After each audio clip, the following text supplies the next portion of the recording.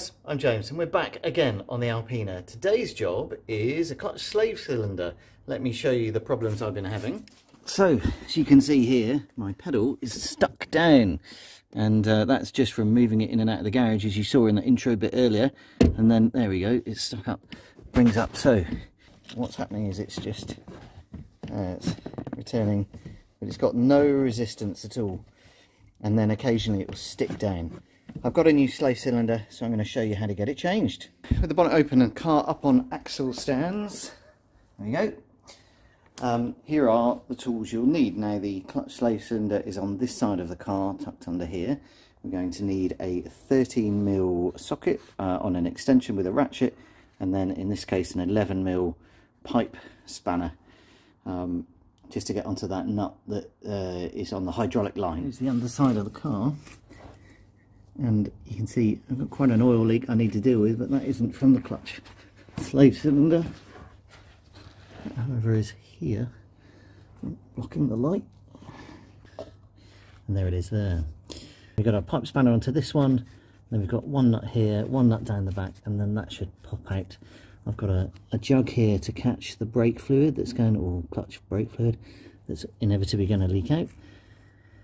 And then it should just be a very quick job of swapping that over.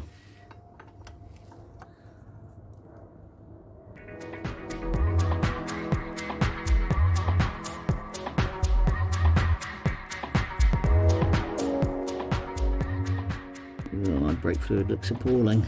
Clutch fluid.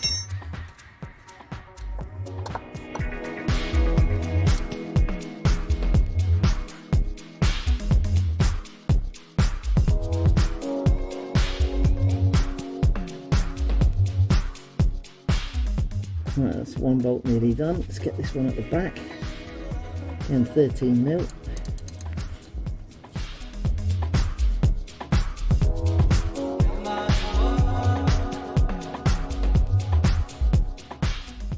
There we go, one slave cylinder removed. Very, very brown brake fluid too, clutch fluid. So here's the old slave cylinder now removed from under the car, and here's a new one, Febi build sign. I've gone for this 10214. Everything says that's the right part number. Let's have a look. All together. There we go. Looks pretty much spot on. So should be a very simple case of putting that straight back onto the car and getting the car drivable again. I'm just going to quickly clean up the mating faces just to make sure there's no horribleness.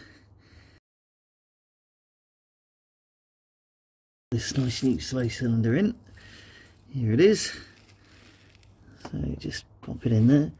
Now, the trick is you've got to compress it whilst you're tightening the bolts, which is on an old one easy and then on a new one, because it's got a good amount of oomph behind it. It's a bit of a trick. In this case, a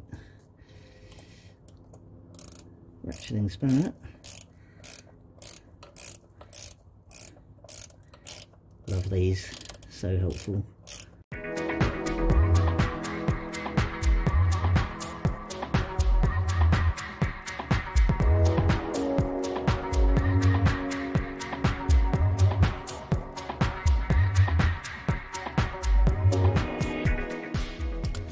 And then with that installed, it's just a case of putting this back in.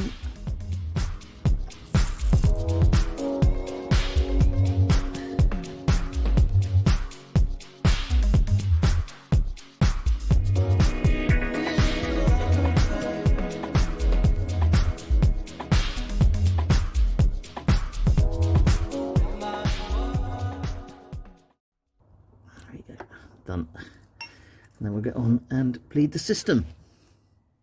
For the purposes of bleeding, I'm going to be using this pressurized bleeding tool designed specifically brake and clutch.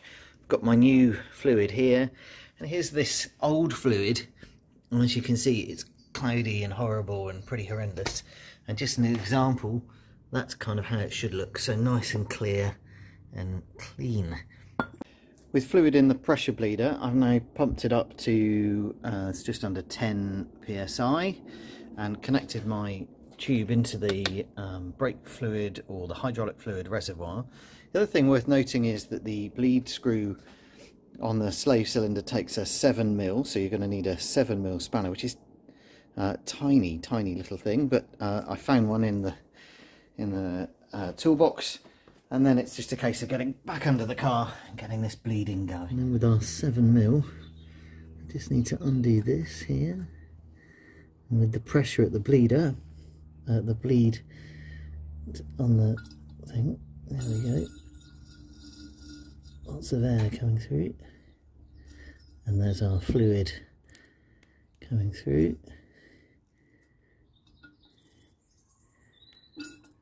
Open that.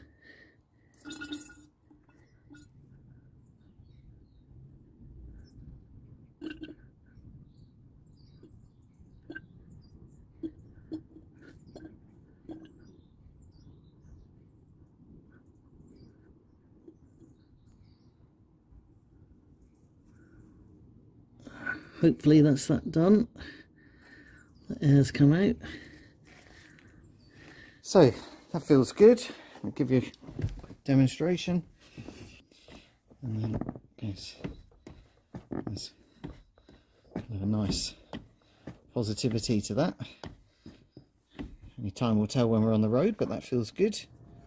Now that we're done with the bleeding, it's just a case of making sure that all of our bleed nipple is tight.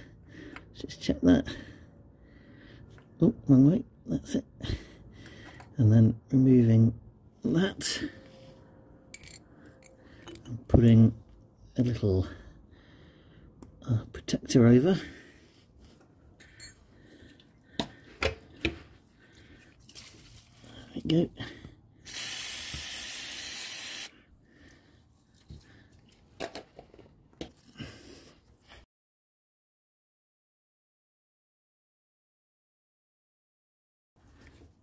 One other thing worth showing you is the state of this fluid that came out. If you recall, I put new fluid in this jar, as much just to show you what it would look like. And this is the old fluid. Now, presumably that's got a high water content. It's sitting on top of the brake fluid. But you can see the layer there. Terrible. Anyway, so really good job to have done that and flushed through some new fluid as part of changing that slave cylinder. So there we go, guys. I'm going to just tidy things up. I'm going to put the bleeder away, take the car off jacks, and then take it for a run, make sure that clutch is nice. But that is how to change your clutch slave cylinder on an E36 in your home garage. Hope you enjoyed it. Thanks ever so much for watching. If you like this content, do let me know by hitting the like. If you want to see more of this content, then do consider subscribing. And I look forward to coming to you in another video very soon. Thanks and goodbye.